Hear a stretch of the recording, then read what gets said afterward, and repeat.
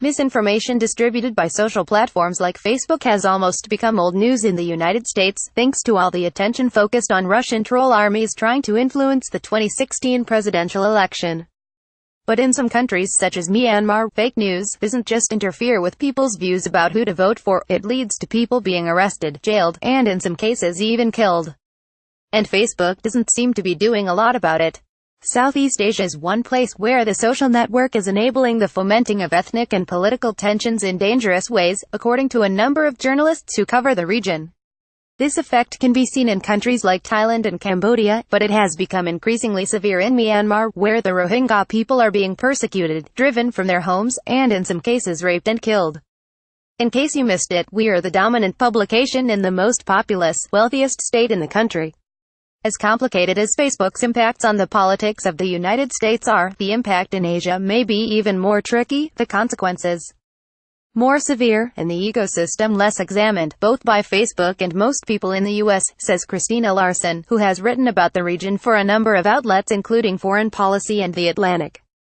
As the situation has escalated over the past 6 months, journalists working in Myanmar say they have seen waves of Facebook-based misinformation and propaganda aimed at fueling anti-Rohingya fervor, including fabricated reports that families were setting fire to their own homes in an attempt to generate sympathy.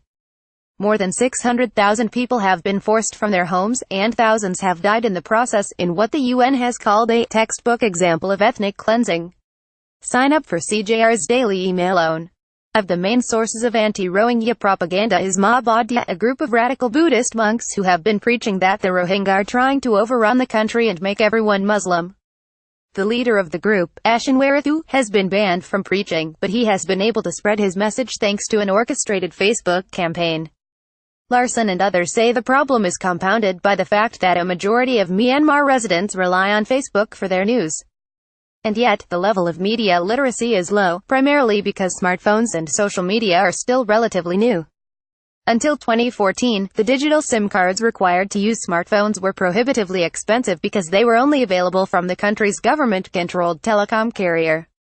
After the industry opened up, cheap smartphones and $1 SIM cards flooded the market, available from every street vendor, and almost all had Facebook installed by default.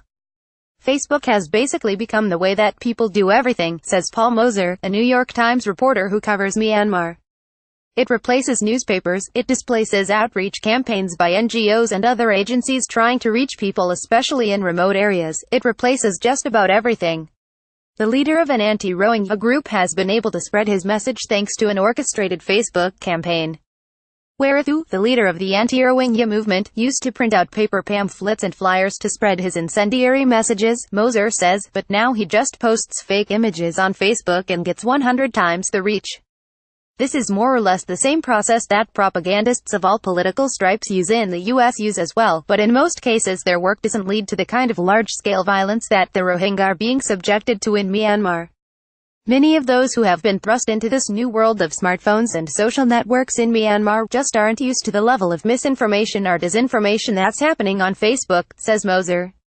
Suddenly they're subject to the force of an information war coming out of Yangon, orchestrated by much more sophisticated sources, and it's easy for them to become pawns in that war. And what is Facebook doing to help? Not much, some observers say.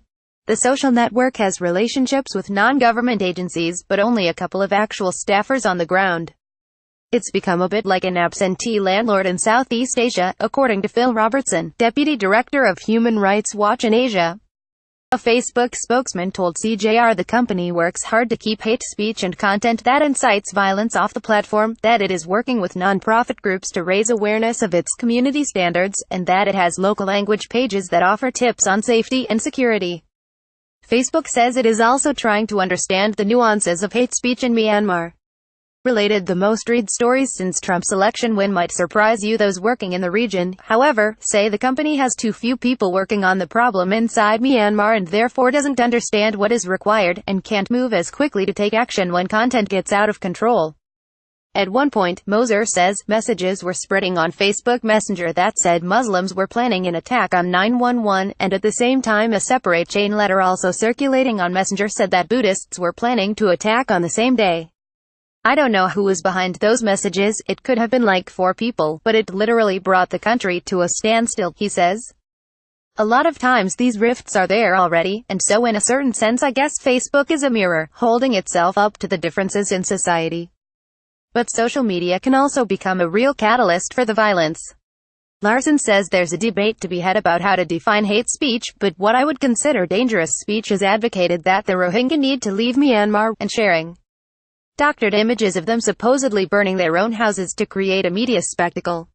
In a way, she says, these images, which were liked and shared tens of thousands of times, gave cover for military action and human rights violations, including violence and rape. You can't say social media kills people. But certainly social media shaped public opinion in a way that seems to have played a part in the escalation of violence against the Rohingya. Facebook's approach to countries like Myanmar and others in the region often strikes those on the ground as not just out of touch but actively cavalier. In recent experiments, for example, users in countries like Cambodia and Slovakia had news articles moved to a completely separate feed, which local non-profit groups and media outlets say significantly impacted their ability to reach people with crucial information. It's one thing to carry around issues like free speech, Larson says, but if you're going to run A/B testing, where you change an algorithm and see what you think consumers like best, for God's sake, stick to stable democracies. Don't pick a place where there's an authoritarian regime that is busy locking up opposition leaders, and Facebook is a primary way that activists communicate about their government. In many ways, Myanmar is an example of the future. Mark Zuckerberg seems to want a country in which most people are connected through the social network and get virtually all of their news from it. And yet, the outcome of that vision isn't a utopia, it's a dystopia, a world where ethnic and cultural tensions are inflamed and weaponized. And Facebook's response looks inadequate to the dangers it has helped unleash. In case you missed it, headlines editors probably wish they could take back Has America ever needed a media watchdog more than now? Help us by joining CJR today. Matthew Ingram is CJR's chief digital writer. Previously, he was a senior writer with Fortune magazine. He has written about the intersection between media and technology since the earliest days of the commercial internet. His writing has been published in The Washington Post and The Financial Times as well as Reuters and Bloomberg.